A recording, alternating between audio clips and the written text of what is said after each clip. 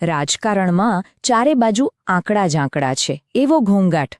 પણ એ ઘોંઘાટમાં શું એક સામાન્ય માણસનો અવાજ સંભળાય છે? ચાલો આજે આપણે એ જ સમજવાની કોશિશ કરીએ કે ડેટાના આ જંગલમાંથી એક સાચી માનવીય વાર્તા કેવી રીતે શોધી શકાય. ખરેખર આજના નેતાઓ માટે આ જ તો સૌથી મોટો પડકાર છે.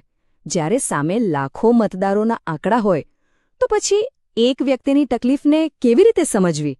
આ વિશ્લેષણ બસ એ જ ડેટા અને દિલ વચ્ચેનું અંતર ઘટાડવાનો એક રસ્તો બતાવશે. તો ચાલો શરૂ કરીએ પહેલા વિભાગથી, ડેટામાં ડૂબેલું રાજકારણ. થાય છે એવું કે નેતાઓ સતત આંકડા, સર્વે અને રિપોર્ટ્સના ઢગલા નીચે દબાયેલા રહે છે, અને એમાં ઘણીવાર એવું બને કે લોકોની જે મૂળભૂત સમસ્યાઓ છે, જેમની વાસ્તવિકતા છે, એનાથી તેઓ દૂર થઈ જાય છે. જાણે કે ડેટાનો આ ધોધ નેતા અને જનતા વચ્ચે એક દિવાલ બનાવી દે છે.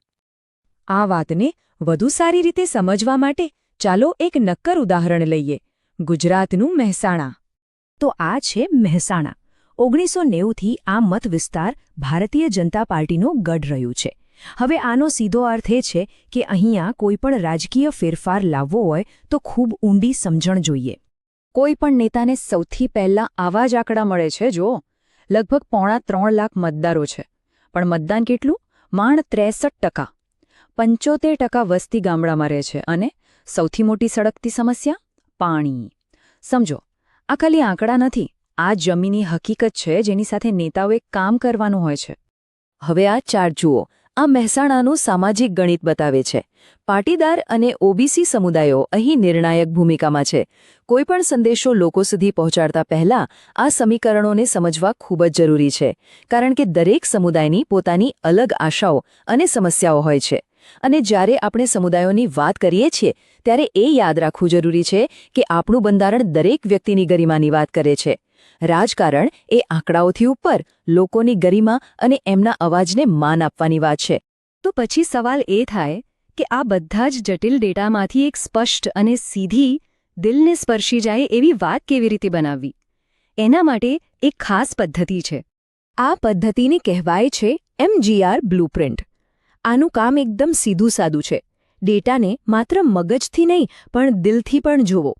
આ સિસ્ટમ સૂકા આંકડાઓને એક માનવીય અવાજ આપે છે અને તેમાંથી એક સ્પષ્ટ સમજાય એવી વાર્તા બનાવે છે.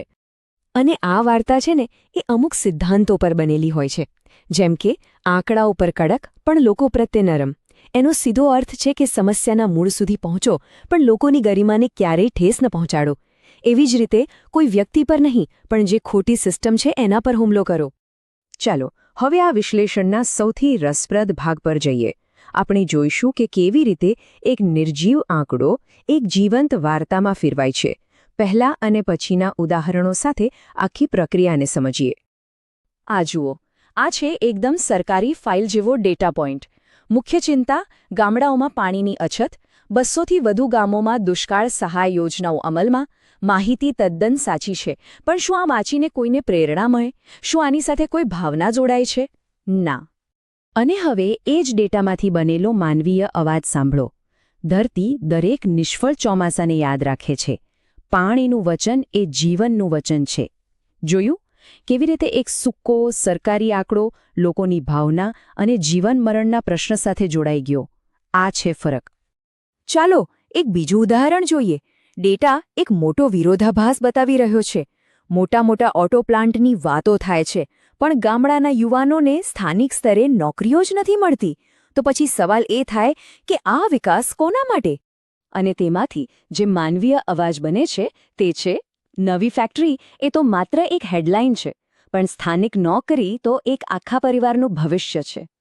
બસ આટલું સરળ વાક્ય પણ એ એક જટિલ સામાજિક આર્થિક મુદ્દાને કેટલો શક્તિશાળી અને સંબંધિત બનાવી દે છે. એટલે એ સમજવું જરૂરી છે કે આખી પ્રક્રિયાનો અંતિમ ઉદ્દેશ્ય માત્ર ચૂંટણી જીતવાનો નથી. એનો હેતુ છે અસરકારક નેતૃત્વ અને સુશાસન માટે એકદમ સ્પષ્ટતા લાવવાનો. અને જ્યારે આપણે સુશાસન માટે ડેટાનો ઉપયોગ કરીએ છીએ ત્યારે લોકોની ગોપનીયતા અને સંમતિ સર્વોપરી બની જાય છે. લોકોનો વિશ્વાસ જીતવા માટે એમની અંગત માહિતીનું સન્માન કરવું એ શાસનની પહેલી ફરજ છે. આ ઊંડી સમજમાંથી શાસન માટે એક સ્પષ્ટ યોજના બને છે, જેને આપણે ચતુર્મુખ સિદ્ધાંત કહી શકીએ. આના 4 સ્તંભો એકબીજા સાથે જોડાયેલા છે. પહેલું, સૌનો સાથ એટલે કે સમાજના દરેક વર્ગને સાથે લઈને ચાલવું. બીજું, સૌનો વિકાસ એટલે કે વિકાસનો લાભ છેલ્લા માણસ સુધી પહોંચાડવો. ત્રીજું, વિકાસ સંવાદ એટલે કે લોકો સાથે સતત વાતચીત કરવી.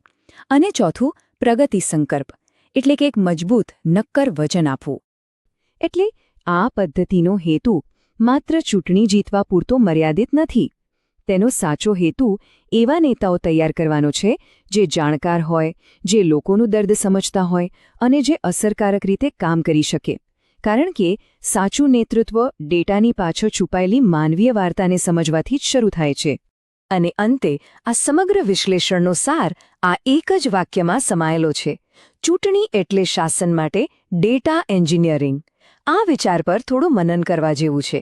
જો આપ પણ જનકેન્દ્રિત નેતા બનવા અને પોતાના મત વિસ્તારનો ઉત્કર્ષ કરવા માંગતા હો તો blueprintstrategies.ai નો સંપર્ક કરો mgr@blueprintstrategies.ai પર અથવા ફોન કરો 08042041602 પર.